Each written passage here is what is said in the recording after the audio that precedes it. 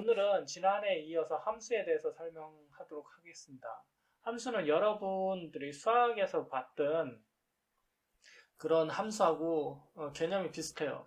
어떤 입력값이 주어졌을 때 출력값을 아웃풋을 내주는 게 이제 함수인데 이 파이썬의 함수는 조금 틀린 게 수학에서는 인풋이 있고 인풋 함수가 이제 입력 들어가는 함수가 있고 x 변수가 있고 거기에 이제 나오는 이제 대응되는 y 값이 있는 건데 여기는 경우에 따라서는 입력 값이 없을 수도 있어요.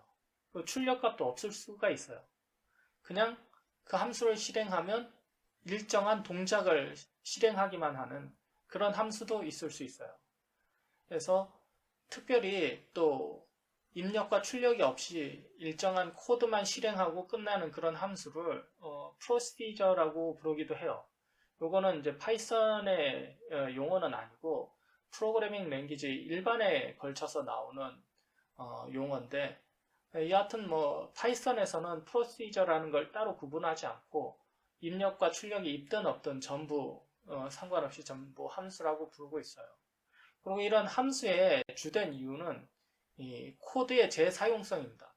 코드의 재사용성이라는 건 예를 들어서 어떤 기능을 하는 그 프로그램 내용을 작성했는데 그거를 그 다른 부분에서도 그 프로그램 코드를 또 사용하고 싶다. 그랬을 때 그거를 이제 뭐 컴퓨터가 좋아서 복사 붙여넣기를 해도 되지만 그럼 프로그램 길이가 굉장히 길어지기 때문에 그걸 간단하게 함수를 만들어서 그런 그 반복을 피하고 있어요. 자, 이렇게 함수 이렇게 추상적인 내용 떠나서 우리가 실제 한번 그 코드를 한번 보도록 하겠습니다. 이거는 이제 대신증권 크레용 사이트에 나와 있는 그 이제 파이썬으로 만든 그 프로그램 예제 소스입니다. 예제 소스 코드고 이거는 실제로 사이트에 들어가 보시면 여러분이 이제 참고로 다음에 한번 들어가 보시면 좋습니다. 자, 한번 들어가 볼게요.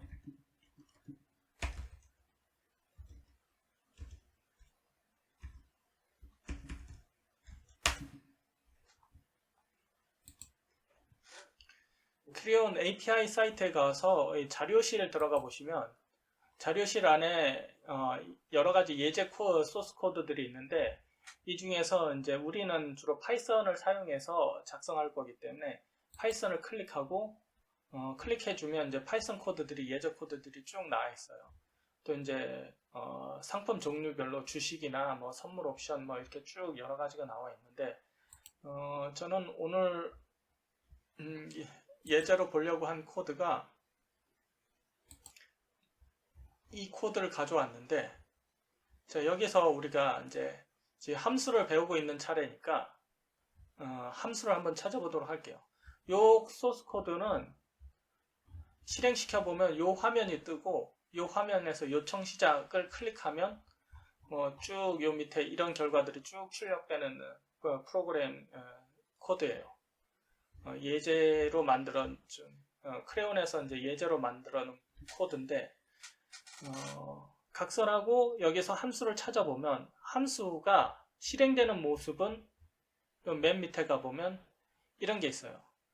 app 점하고 exec 이런 게 있고 위에 보면 mywindow.show 이렇게 돼 있는 게 있고 그 위에 보면 mywindow하고 여기에 뭐 글자가 써져 있고 가로가 쳐져 있는 게 있어요. 이게 이제 함수인데 근데 이제 좀 오해하면 안 되는 게 이 앞부분 점 앞부분은 함수가 아니에요.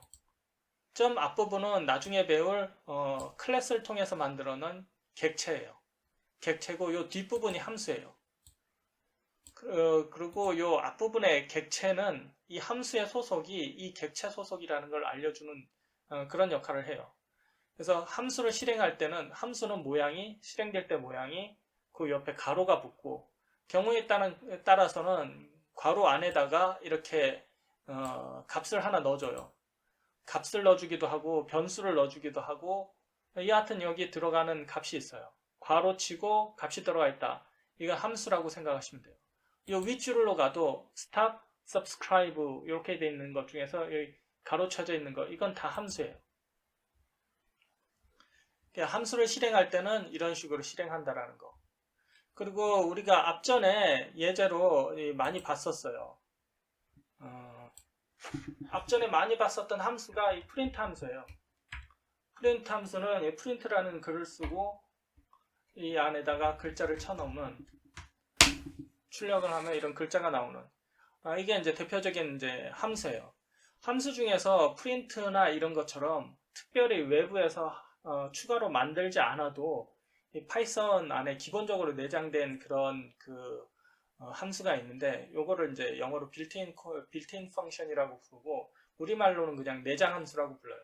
요거는 파이썬이 깔리면 무조건 기본적으로 들어가 있는 함수고 그 외에 파이썬에 기본적으로 들어가 있는 함수 외에 추가적으로 함수를 프로그램 만드는 사람들이 작성해서 추가로 만들어서 집어넣을 수가 있어요.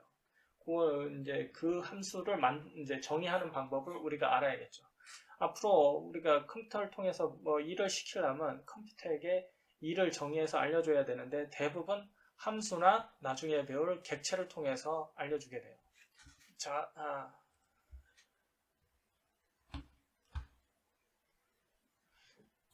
그리고 다시 돌아가서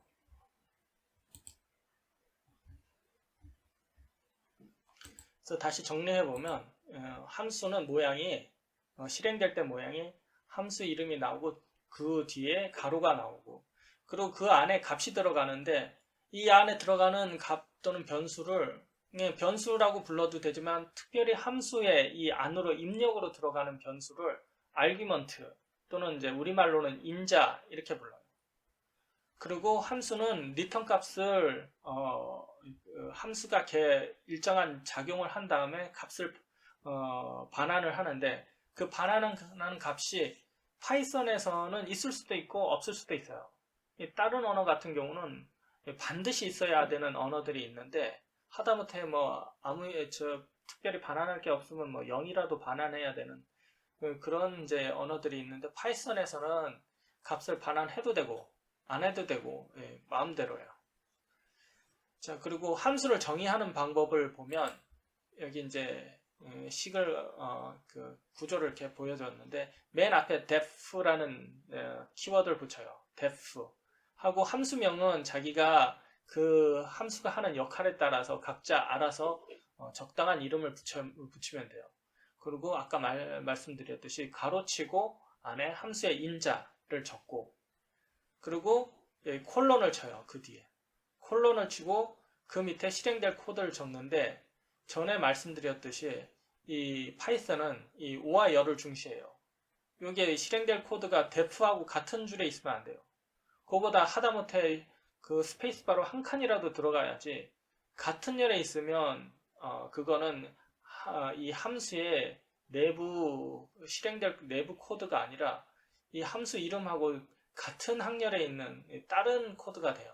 그렇기 때문에 이 함수를 정의할 때 그 안에 실행될 코드들은 이 함수의 def보다 한 칸이라도 들여써야 된다. 보통은 탭키를 이용해서 들여쓰게 해요. 참고로 알아두면 되고 그리고 아까 얘기했듯이 그 실행한 결과 이제 값을 리턴을 하는데 아까 얘기했듯이 리턴 값이 있을 수도 있고 없을 수도 있고 그래요. 그리고 앞에 대신증권 그 코드에서 함수를 정의하는 예제를 보면 이 앞에 게 이제 대신증권 코드인데 여기서 이 안에서 def로 시작되고 가로가 쳐져 있고 콜론으로 되어 있는 거 이건 다 함수예요. 함수를 정의하는 거예요. 이 밑에도 def, stop, subscribe, self 라고 하는 함수를 정의하고 그 밑에 실행 코드가 있어요. 공교롭게도 지금 여기 있는 함수들은 전부 함수 정의가 쭉 나오지만 리턴 값을 반환하는 그런 함수는 하나도 없어요. 대부분 일정한 기능만 수행하고 반환 값은 특별히 아웃풋으로 내는 값은 없고 기능만 수행하는 그런 함수들이에요.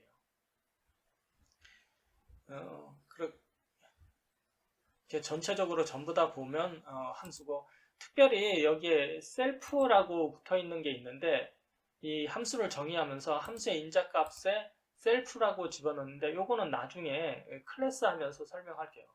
요거는 클래스 내부에서 정의되는 함수는 특별하게 여기 셀프라는 키워드가 붙는데 요 앞부분 셀프하고 점까지는 이 나중에 알면 되고, 지금 우리가 함수만 염두에 둘 때는 함수를 정의할 때는 def하고 함수 이름 가로치고 그 안에 인자를 적당히 집어넣고 콜론을 주고 이렇게 해서 함수를 만든다. 이렇게 알아두시면 되고, 실제 뭐 예제 코드를 제가 그냥 한번 작성해 볼게요. 함수를 정의할 때 아까 얘기했듯이 def라는 말을 쓰고 함수의 이름을 적어요. 함수의 이름은 적당한 거 아무거나 적어 넣어도 돼요. 테스트 펑크 이렇게 적어 놓고 인자값을 b라는 인자를 받아서 함수 안의 내용은 a 값과 b 값을 더해서 그 값을 리턴하는 코드를 그러니까 더하기를 하는 함수를 만든 거죠. 그래서 리턴하고 c 값을 이렇게 리턴하고, 그러면 함수가 위에 하나 테스트 펑크라는 함수가 정의된 거고, 이거를 실행시킬 때는 테스트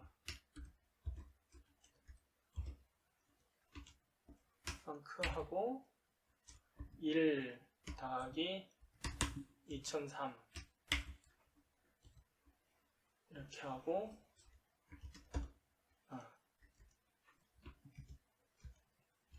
이 값을 리턴되는 값을 z라는 변수에다가 집어넣고, 지난번에 얘기했듯이 이 equal이라는 연산자는 테스트 펑크가 리턴한 값을 z에다가 집어넣어라. 요 위에 있는 이제 equal이라는 연산자도 같다라는 의미가 아니라 a, b를 더한 값을 c에다 집어넣어라. 이런 대입 연산자죠. 지난번에 한번 설명했죠. 이렇게 되면 위에 테스트 펑크라는 함수를 정의하고 그 밑에서 테스트 펑크를 실행시키는데 1과 2003을 집어넣고 그렇게 해서 실행시키고 그 값을 또 프린트라는 함수를 통해서 한번 출력해 보도록 하면 정확하게 1과 2003을 더해서 2004라는 값을 출력하는 걸 알 수가 있죠. 또 이걸 그 다음 코드에서 또 쓸 수 있어요. 테스트 펑크라는 함수는 이제 z라는 변수에 집어넣지 않고 그냥 프린트 함수 안에 그대로 집어넣어도 되는데, 예를 들어서 5만과 마이너스 569를 더해라. 이런 함수를 실행시켜보면 결과가 4431 이렇게 나오죠. 이게 만약에 함수가 없다라고 하면 5000 569를 할 때마다 이 코드를 여기서 계속 써야 되죠. 이 함수가 없다라고 하면 뭐 이 코드를 계속 쓰고 여기다가 A는 뭐 5000, B는 마이너스 569 이제 이렇게 해줘야,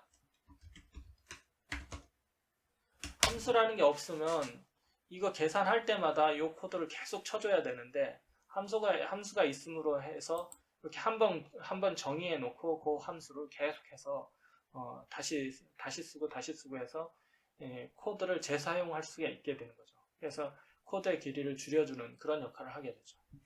이것도 사실은 엑셀을 좀 많이 써보신 분들은 이제 사용자 정의 함수라는 걸 써보신 분들은 조금 더 쉽게 이해가 될 거예요. 자, 이상 이제 함수를 설명드렸고, 다음에 이제 조금 복잡한 게 클래스예요. 클래스.